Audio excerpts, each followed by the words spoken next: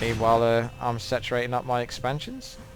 So I'm going crazy on the expansions, which is really what's winning this for me at the moment.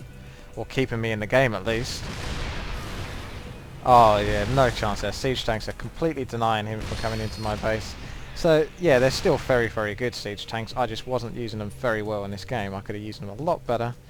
But, meanwhile, at this point, I'm going to start building starports, because I'm thinking, hey, this whole siege tank malarkey, it's great, but I don't think it's going to cut it against Ultralisks all the way through the game. So I really want to completely nail this guy at some point. So I'm going to start messing up starports, and I'm going to start building some bigger units, because he's got himself some tier 3 units, so why don't I get some tier 3 units? So we'll see how that goes down later on. I'm going to speed up the gameplay a bit for the moment, because I don't think much is going to go on apart from a various bit of scouting and just sort of moving units about, pretending that I'm actually doing something.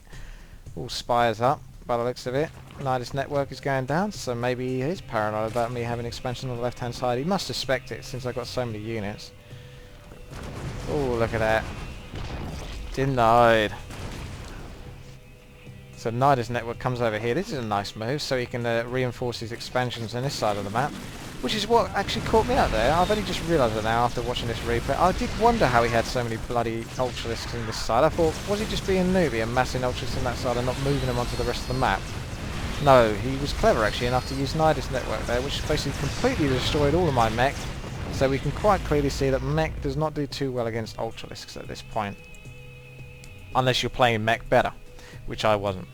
So at this point, I'm sticking with the 4s, going to go a bit easier and not make so many tanks, getting myself lots of starports with tech labs. Going to try and attack this planetary fortress. I haven't got too many SCVs to repair it, but I am going to try and repair it as best as I can. 4s are going to sit here doing some brilliant DPS at the back, but I think that planetary fortress is probably going to go down. Yes, down it goes. So he's thinking that's another small victory for him. Even though he lost some units, he's like, oh yeah, I denied that expansion, but I'm going to build another one straight away. I know he's got this expansion in the middle because I've got the Silnaga towers, which he really should stop me from taking.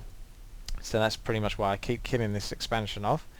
Meanwhile, in my base, I'm going to be building lots of battle cruisers. Oh yeah. So as you can see, this isn't the most skillful game, and this is pretty much why you can get fun games like this and such brilliant tier 3 units, is when both players aren't playing to their maximum skill level. My income has gone through the roof, as we can see right now, because I've got all these expansions. My opponent is now being dwindled down, although he has got 200 food of army. So he's not quite that dwindled down, to be honest, but if I do manage to beat off his army, then I'm obviously going to be in the advantage with like the mass expansions to rebuild all of my units. So he's trying to cut round. Terrible Ultralist pathing. Look at them, they're spazzing out like mad there. They can't even get any hits in. This is terrible pathing. This really needs to look at that. Ultralist pathing is absolutely horrible right now. I've got my 4s into a safe place. My 4s should never have been able to make it that far, to be quite frank. If the pathing was better on the Ultralist, those 4s should have been dead, or very near dead. But I could get them hidden round behind these refineries and defend. Meanwhile, all battle cruisers are coming out. Battle cruiser operational.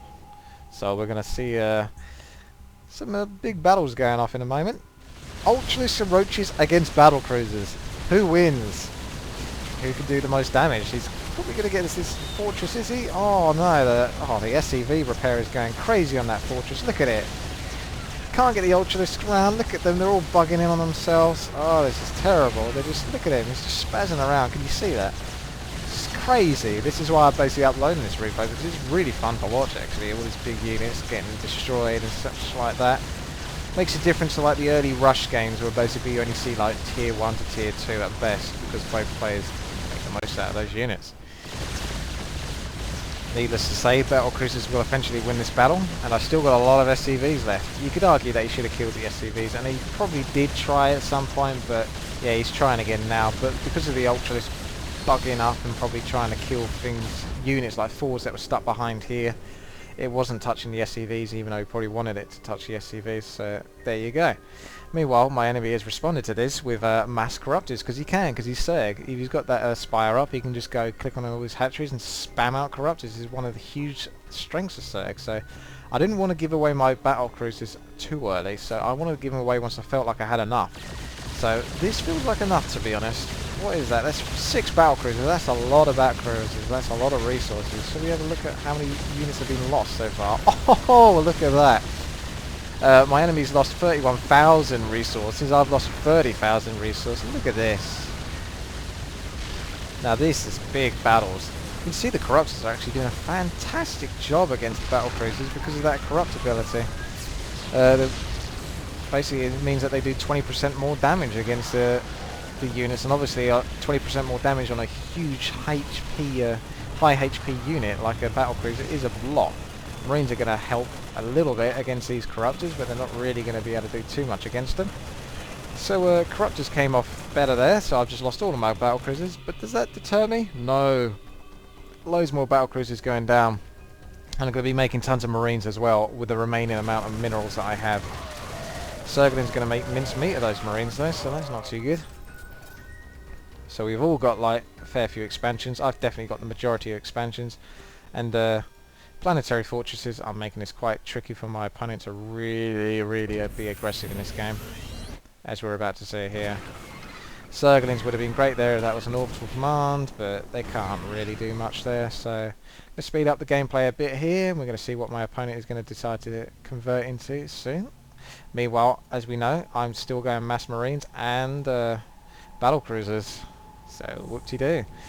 My enemy is going to be getting himself Ultralisks, Roaches, Zerglings, and lots of Corruptors. He's trying to secure that expansion. He really needs it, to be honest, because the rest of the expansions are now starting to die off in this map. So let's speed this up a bit. Keep an eye on him. He's about to do something. Watch for it. What's he going to do? Oh, there we go.